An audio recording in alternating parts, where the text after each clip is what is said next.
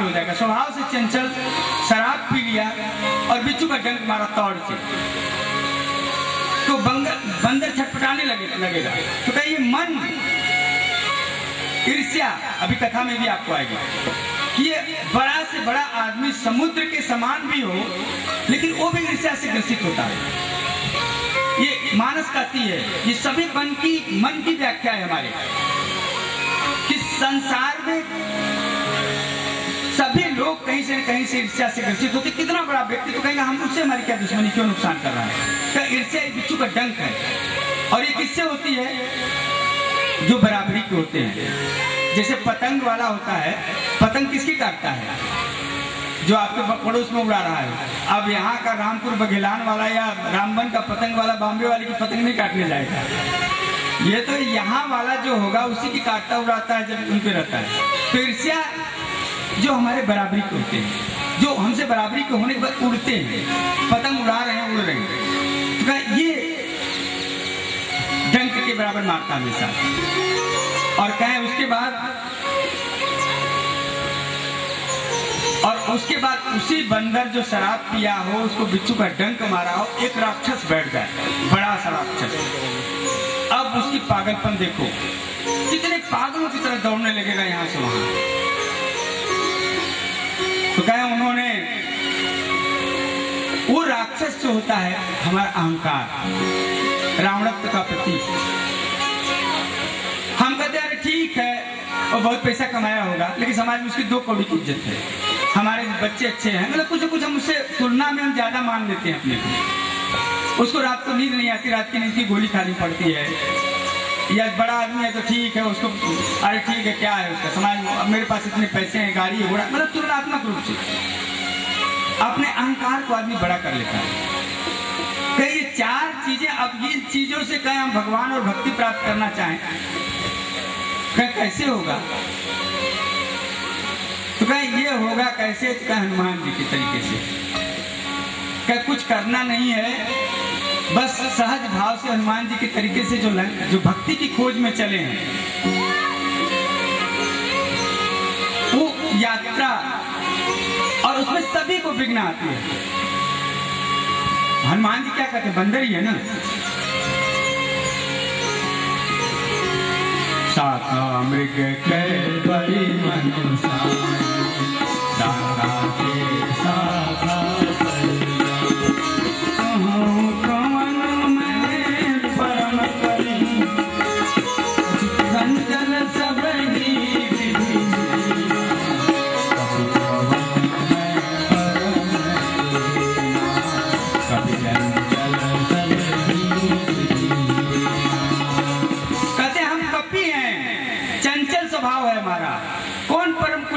भगवान की कृपा है। कैसे कृपा मिली? अब देखें, हम संबंधित प्रसंगों को लेकर के आपको सूत्र देने का प्रयास करेंगे जो समय हमारे पास है। हनुमान जी से मित्रता होती है, भगवान जब जाते हैं सुग्रीव से मित्रता कराते हैं ऋषमुख पर्वत पर, सुग्रीव को मिला करके उसको राजपाट दिलाते हैं। बाली को का वध होता है, अहंकार का प्रतीक है बाली, संक्षिप्त में समझिए, सात्विक अहंकार का। और उसके बाद सुग्रीव हमारा प्रतिनिधित्व करता है। जिस भगवान ने उसको राज्य दिया सीता खोजने की शर्त पर, वो राजपाट पाकर के भूल जाता है, जैसे हम लोग विषय में भूल जाते हैं।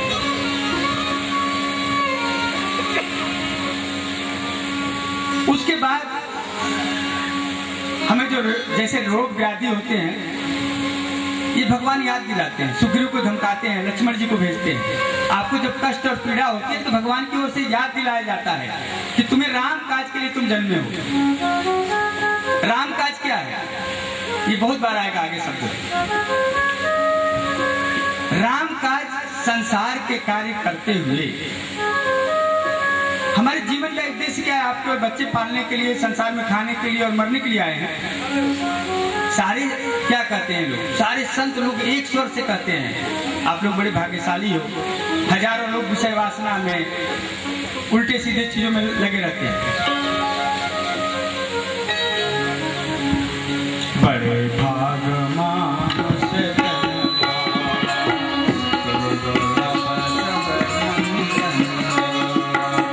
साधन धाम मोक्ष कर द्वारा, जेन पाई परलोक द्वारा। बड़े भाग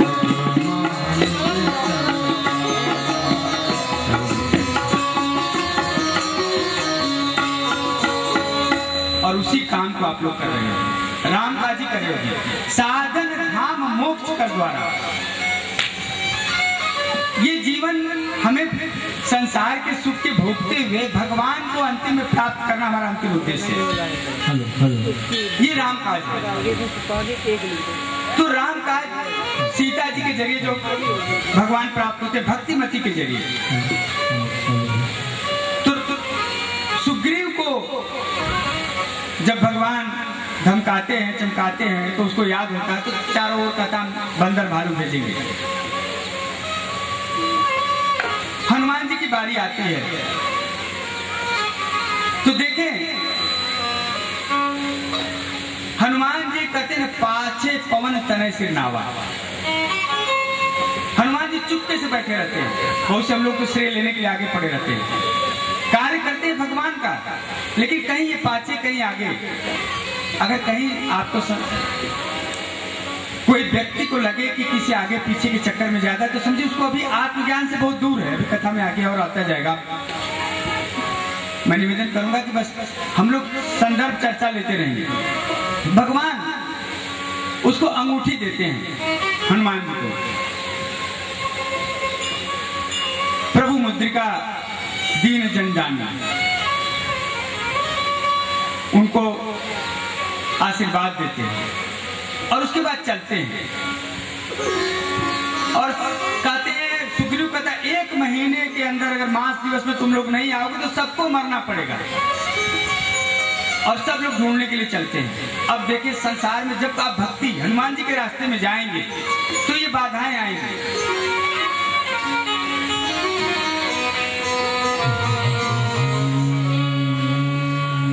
पहली बाधा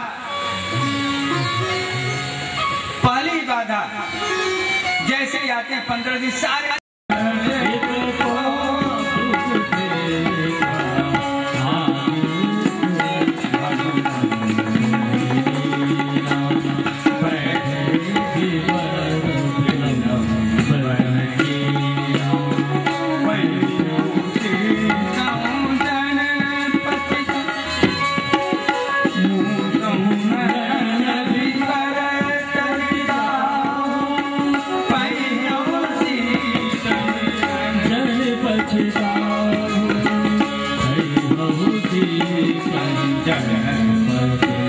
हनुमान जी देखते हैं, शिखर पर जाते हैं, वहां से देखते हैं कि एक गुफा है और गुफा के अंदर जल के पक्षी जा रहे हैं अंदर और प्रसन्न मुद्रा में आ रहे हैं। तो लोगों से कहते हैं कि चलो इस गुफा में घुसो। अंगद सेना नायक है, अंगद मना कर देता है, कहता है इसी गुफा के कारण तो मेरे पिता बाली का वध हुआ था, मैं नहीं जाता आगे। तो आगे के हनुमंत की ना सारे लोग हनुमान जी को आगे करते हैं, आगे आगे हनुमान जी जाते हैं तो वहां स्वयं प्रभा जी मिलती हैं और वहां उनको पानी मिलता है और पानी पीने के बाद वो आश्वासन भी देती है कि तुम लोग धैर्य धरो, सीता जी को पाओगे पछताओ नहीं। और इसके बाद वहां से उनको आश्वासन मिलता है। ये क्या है? ये हम आपके सबके जीवन में घटित होता है। ये तो कहानी होगी रामचरितमानस की, अब इसकी तुलना आप करें। कई बार आपका संसार कहते ये जंगल क्या है? तुलसीदास जी कहते संशय अनिल विपिल सुररंजन, कहते संशय जो होता है यही हमारा संदेह का जो ये जंगल घनघोर जंगल है, जब हम संसार में काम करते हैं, जब भक्ति मार्ग पर बढ़ते हैं, अच्छे काम पर बढ़ते हैं, तो हमें ये संशय होता है कि कहीं भगवान मिलेंगे कि नहीं, हमें सिद्धि मिलेगी कि नहीं, हमारा काम होगा कि नहीं। और क्या संशय अनिल विपिन सुनंदन। और संशय आप ये देखें, आप आकुलता व्याकुलता जब आपको होती है तो फिर चिंतन करें कि आपको सुख कब मिलता है। इसमें कथा में आप बैठे हुए हैं, जो लोग भक्त होंगे, जो लोग आनंद आता होगा, इसमें संसार की चिंताएं कम हो गई होंगी। भगवान के सामने आते चिंताएं कम हो जाती हैं, गुरु के सामने, अच्छे संत के सामने जाते चिंताएं कम हो जाती हैं। क्यों? क्योंकि विश्वास आपको रहता है। तो जब भी ये संसार झूला है, संशय और विश्वास पर हम झूलते रहते हैं। तो जब हम संशय में रहते हैं तो हमें पीड़ा होती है। और संशय, यहाँ तक कहते संशय की दवा तो हकीम लुकमान के पास नहीं थी। अगर संशय आपको हो गया तो गीता ये कहती संशयात्मा आत्मा विनश्यति, अज्ञश्चा श्रद्धा संशय आत्मा विनश्यति। कहते संशय में अगर ज्यादा दिन रहा तो कुछ लोग आत्महत्या कर लेते हैं, कुछ लोग नष्ट हो जाते हैं। कहे संशय तो न उसको यह लोग, न अयम लोको, न परो लोको संशय आत्मा न, कि न तो ये लोग न परमात्मा का दूसरा लोग संशय को नहीं मिलेगा। तो उस समय क्या करें? जब हमें कार्य कर रहे हैं, हमें परेशानियां आ रही हैं, उलझन आ रही है, आगे रास्ता नहीं दिखाई दे रहा है कि हमें हमारा सफलता मिलेगी कि नहीं, तो कहते उसमें विश्वास। चढ़ गिरी शिखर समुद्र से देखा, ये विश्वास का शिखर। मन को विश्वास पर ले जाए कि हम भगवान हमको जन्म दिया है सफलता लेने के लिए, और विश्वास से संसार के बड़े बड़े काम हुए। और ये सोचे मुनिवर जोग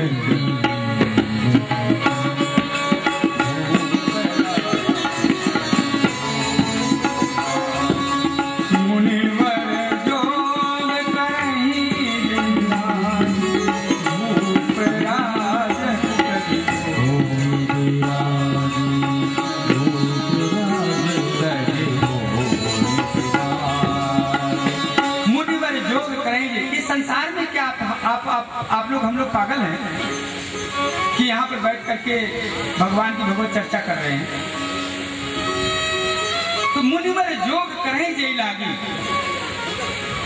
जिस कारण से मुनि और ऋषि और सारे साधक, संसार का एक ही रास्ता है, मत कीरत गति भूत भलाई, जब जे जहां जतन जे पाई, सो जानो सत्संग प्रभाव लोक न वेदों अनुपात। तो मुनिवर जोग करें जय लागी, कि जिस कारण से बड़े बड़े लोग जब इस रास्ते से गए हैं, कोई असफल होकर के, राजा लोग यहाँ तक की, आप भर्तृहरि की कहानी सुनते हैं, भरत जी की सुनते हैं, बुद्ध की सुनते हैं, महावीर की सुनते हैं, उनको क्या कमी थी, लेकिन संसार छोड़ करके भगवान की साधना की। और एक भी व्यक्ति कोई ऐसा नहीं मिला होगा